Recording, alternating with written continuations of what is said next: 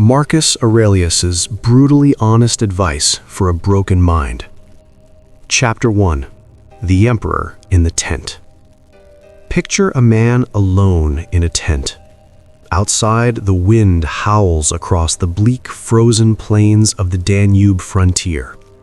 It is the 2nd century AD, and the Roman Empire is stretching itself thin against the Marcomanni, a Germanic tribe determined to overrun the borders. The camp is loud with the sounds of soldiers, the clatter of iron, the groans of the dying, and the restless shifting of horses. But inside the tent, there is a quiet that feels heavy, almost suffocating.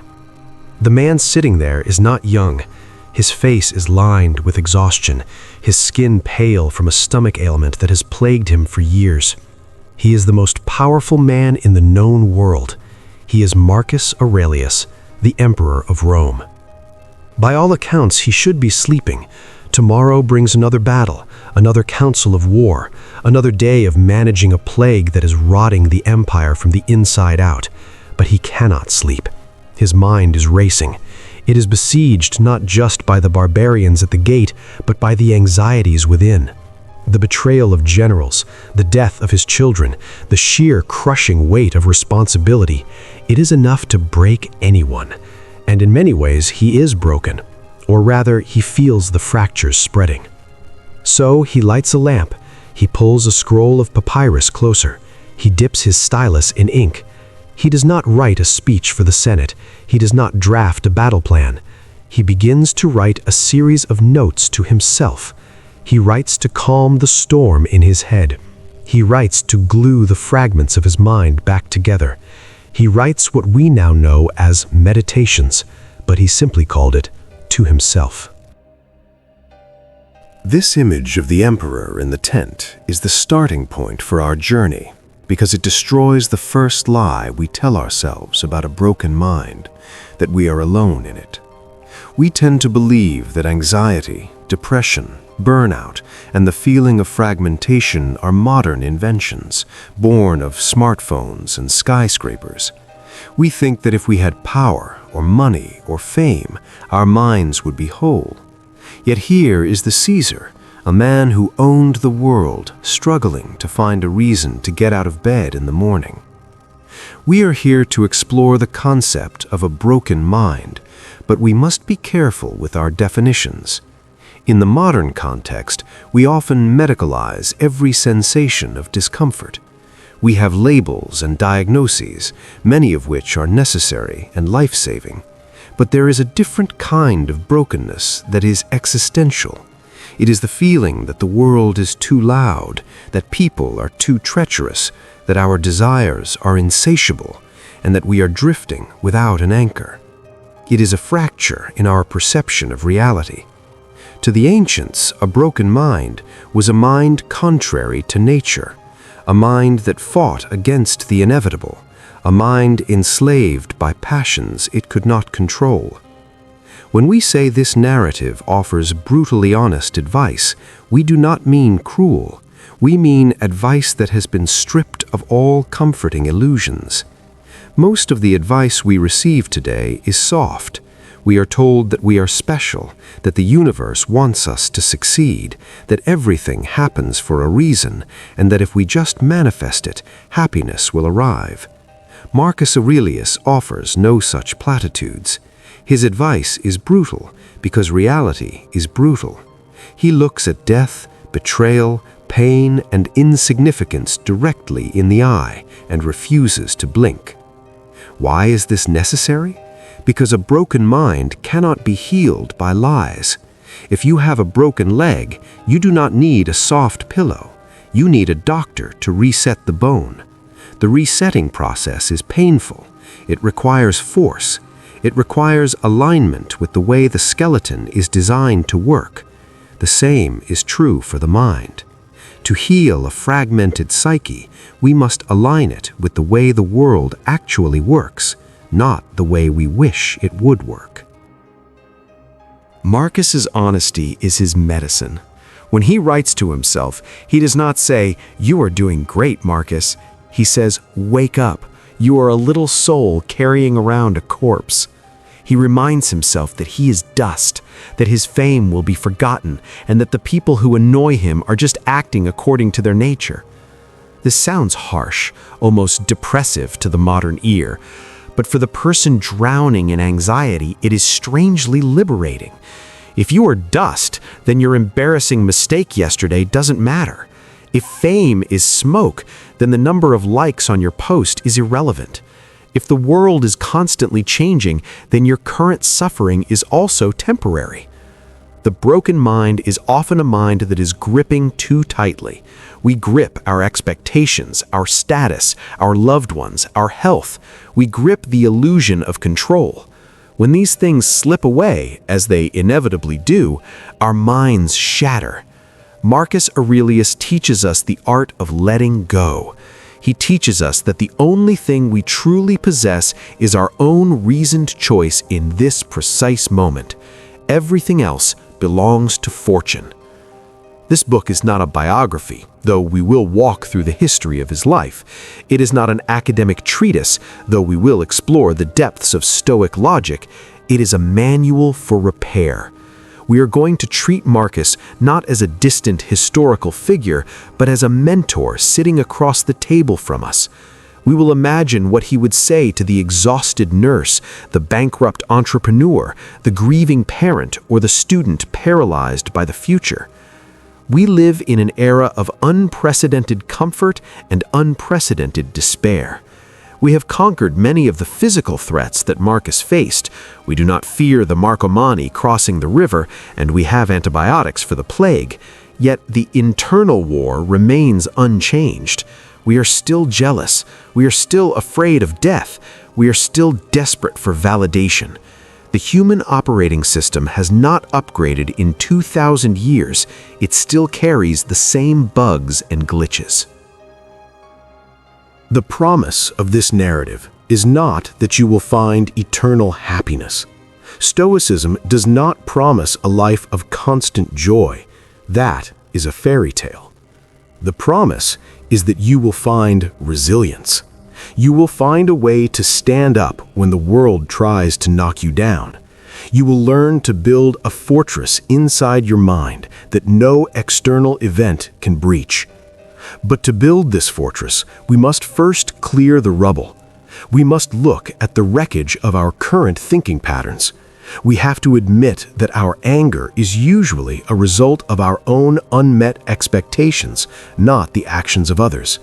We have to admit that our anxiety is a projection of a future that does not yet exist. We have to admit that we are often the architects of our own misery. This is the brutal honesty. It puts the responsibility squarely back in your hands.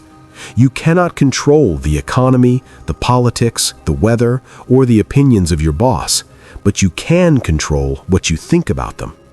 As Marcus wrote, you have power over your mind, not outside events. Realize this, and you will find strength. The journey we are about to undertake is divided into parts, just as a campaign is divided into battles. We will first look at the man himself to understand that philosophy is forged in fire, not in a classroom. We will then dismantle the machinery of Stoicism to see how it works. We will move into practical training, the exercises that strengthen the mental muscles. And finally, we will apply these ancient truths to our modern pathologies. If your mind feels broken, if you feel scattered and besieged, take heart. You are in good company. The emperor is waiting in his tent. The candle is lit. The advice is ready. It will not be what you want to hear, but it is exactly what you need to hear. Let us begin by stepping out of our world and into his, to see how a man creates an invincible summer in the midst of a winter of war. Chapter 2. The Forge of Adversity. To understand the advice, we must first respect the advisor. It is easy to dismiss philosophical advice when it comes from someone who has lived a life of ease. If a monk living in a silent, sun-drenched monastery tells you to find inner peace, You might nod politely, but internally roll your eyes. You think, of course you have peace. You don't have a mortgage. You don't have a toxic boss. You don't have a screaming toddler or a chronic illness. It is tempting to believe that wisdom is a luxury reserved for those who have the time to sit and think. But Marcus Aurelius destroys this excuse. If anyone had a right to a broken mind, it was him. If anyone had a valid excuse to be angry, anxious, and overwhelmed, it was the man destined to rule Rome. He was born in 121 AD, not into royalty, but into a prominent aristocratic family. However, his path to the throne was a strange, winding road of adoptions orchestrated by the Emperor Hadrian. Marcus was identified early on not for his strength or warrior prowess, but for his character. Hadrian nicknamed him Verissimus, the truest one.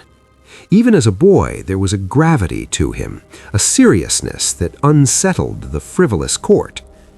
When he finally ascended to the throne in 161 AD, he likely hoped for a reign of peace.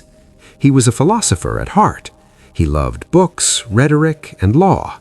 He wanted to be a philosopher king in the Platonic sense, ruling with justice and wisdom. Fate, however, had a brutal sense of humor. The moment Marcus took the reins of the empire, the world fell apart. First came the floods. The Tiber River swelled, destroying homes and livestock, bringing famine to Rome. Then came the wars. The Parthian Empire in the east struck, forcing Rome into a bloody conflict. When the Roman legions finally returned victorious, they brought back something far deadlier than enemy swords, the Antonine Plague. Historians estimate that this plague, likely smallpox, killed up to 5 million people. It devastated the army and the cities. Carts piled high with bodies rolled through the streets of Rome day and night. The smell of death was everywhere. Marcus saw his friends, his tutors, and his people die in agony. He didn't watch this from a high tower. He was in the thick of it, organizing relief, attending funerals, trying to hold a panic-stricken society together. And then the north exploded. The Germanic tribes, sensing Rome's weakness, crossed the Danube. Marcus, who had no military experience, was forced to trade his books for a sword. He spent the last decade of his life on the wet, cold, muddy front lines. He didn't live in a palace. He lived in a military camp. But the blows were not just political, they were deeply personal. Marcus and his wife Faustina had at least 13 children. Depending on historical records, 8 or 9 of them died before Marcus did. Imagine the grief of a father burying child after child. Imagine the strain on his mind. He watched his sons and daughters succumb to fever, to weakness, to the very fragility of life he wrote about. When he wrote, leaf after leaf drops off, the wind of life blows them away, he wasn't writing poetry, he was writing about his family. He was also a man in constant physical pain. His physicians prescribed him theriac, a concoction containing a small amount of opium, likely to treat his chronic stomach and chest issues. He had trouble sleeping, he had trouble eating, he was frail. Furthermore, he was surrounded by sycophants and schemers. His co-emperor, Lucius Verus, was often seen as lazy and hedonistic, leaving Marcus to do the heavy lifting. Later in his reign, one of his most trusted generals, Avidius Passius, rebelled and declared himself emperor, forcing Marcus into a civil war against a man he had considered a friend. This is the context of the Meditations. Knowing this changes everything. When Marcus writes, "The art of life is more like the wrestler's art than the dancer's," he isn't using a metaphor he heard in a lecture hall. He is speaking from the experience of being slammed into the mat by life over and over again. He is speaking of the need to stand ready for the sudden blow. Why does this history matter to us, specifically to those of us with a broken mind? Because it validates the struggle. It proves that mental resilience is not a trait you are born with. It is a weapon you forge. Marcus was not born a Stoic sage. He was a man who felt anger, grief, and terror. We know this because he had to write to himself to quell these emotions. If he were naturally perfectly calm, he wouldn't have needed the journal. He wrote to coach himself. When he writes, "Stop complaining," he is talking to Marcus, not us. He is catching himself in a moment of weakness. When he writes, "To the best of my judgment, when the sovereign power within is true to nature," he is trying to realign a mind that has drifted off course. His life teaches us that a broken mind is not a permanent state. It is a reaction to circumstances, and circumstances can be navigated. Marcus didn't fix the world. He didn't stop the plague, though he mitigated it. He didn't stop the wars, though he fought them. He couldn't stop his children from dying. The external chaos remained. What he fixed was his relationship to the chaos. He realized that if he tied his sanity to the well-being of the empire, or the health of his family, or the loyalty of his generals, he would be destroyed. He had to find a center of gravity that was untouchable. He found it in the Stoic concept of the inner citadel. This historical context serves as a mirror. We look at his stressors, plague, war, death, betrayal, and we look at ours. While the scale is different, the mechanics are the same. We fear the loss of our livelihood, famine. We fear illness, plague. We deal with conflict in the workplace or family, war. We feel betrayed by partners or institutions. Marcus shows us that you can function at the highest level while feeling broken inside, provided you have a code to live by. He didn't take a sick day when the depression hit. He didn't abdicate the throne when the grief was overwhelming. He got up, he washed his face, he reminded himself of his duty. He did the work of a human being. This is the first piece of brutally honest advice he offers us through his life story. Your suffering is not an excuse to stop. The world does not care that you are hurting. The sun will rise, the duties will pile up, and the demands will continue. This sounds cold, but it is actually empowering. It means that you are capable of acting even when you do not feel like acting. It means your emotions do not have to be the drivers of your car. They can be passengers in the back seat, screaming and crying, while you, the rational mind, keep your hands on the wheel. As we move from his life to his principles, remember the man in the tent. Remember that these are not the words of a god, but the desperate, disciplined thoughts of a man trying to keep his head above water. And if he could do it while the Roman world collapsed around him, you can do it too. Chapter 3. The Architecture of Reality. Now that we understand the man, we must understand the tools he used. You cannot fix a broken engine without understanding mechanics, and you cannot fix a broken mind without understanding the mechanics of reality. For Marcus, this mechanics was Stoicism. To the modern ear, Stoic implies a person who has no emotions, a stone-faced individual who endures pain without flinching and feels no joy. This is a misconception, a linguistic drift that has robbed us of a powerful philosophy. The capital S Stoic does not eliminate emotion. They domesticate it. They refuse to be enslaved by it. The core of Marcus's sanity and the foundation of his advice to us rests on a single, brutally honest distinction. It is the dichotomy of control.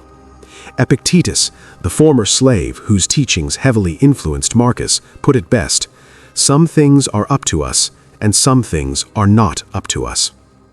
It sounds too simple to be the cure for a broken mind, doesn't it? But let us apply the acid test of honesty to our own lives. If we list the things that torment us, the sources of our anxiety, our anger, our depression, what do we find? We worry about what people think of us. Not up to us. We worry about the economy crashing. Not up to us. We worry about getting sick or aging. Bodies are not up to us. We worry about a partner leaving us. Other people's choices are not up to us. We worry about traffic, weather, politics, and the past. None of it is up to us. Marcus realized that the brokenness of the mind comes from a single error, trying to control what is uncontrollable. It is like trying to hold back the tide with your hands. You will fail, you will be exhausted, and you will eventually drown.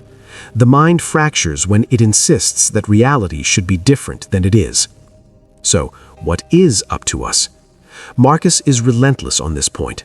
Only one thing is up to us: our reasoned choice, our judgment, our character, the way we interpret the events that happen to us. This is where the brutality comes. It strips away our victimhood. If someone insults you, Marcus would say that the insult itself is just noise. It is sound waves traveling through the air. It only becomes hurtful when your mind accepts the judgment, "I have been insulted." You have the power to strip the judgment away. You have the power to say, that is their opinion, and it is wrong. Or even, that is their opinion, and it is true, so I should improve. In neither case do you need to be broken by it. This leads to the discipline of perception. A broken mind tends to catastrophize. It sees a setback and paints a picture of total ruin. "I lost my job" becomes, "I'm a failure and I will die homeless." Marcus trained himself to strip away the story and look at the naked facts. "I lost my job" is a fact. Everything that follows is a narrative you are writing. And if you are the writer, you can change the story. He used a technique often called physical definition to reduce the power of things that tempted or scared him. When served a delicious, expensive vintage wine, he would tell himself, "This is just rotting grape juice." When he wore his purple imperial robe, the symbol of his ultimate power, he reminded himself, "This is just sheep's wool dyed in shellfish blood." Why talk to himself this way? Was he a joy kill? No. He was neutralizing the glamour of the world so it couldn't enslave him. He was seeing things as they are, not as society imagines them. For a broken mind, this is crucial. We often view our problems as monsters. We view our social status as a god. We need to strip them down. That intimidating meeting? It's just people talking in a room. That expensive car you crave? Metal, rubber, and plastic. By seeing things objectively, we regain our power over them. The second pillar is the discipline of action. A broken mind is often a paralyzed mind. We get stuck in loops of overthinking. We ruminate. Marcus's advice is to move. Stop talking about what a good man is like and just be one. Action is the antidote to despair. But not just any action, virtuous action. For the Stoics, virtue is the only sole good. This is a hard pill for modern readers to swallow. We think happiness is the highest good, or safety, or love. Marcus argues that those things are indifferents. They are nice to have, but they are not essential for a good life.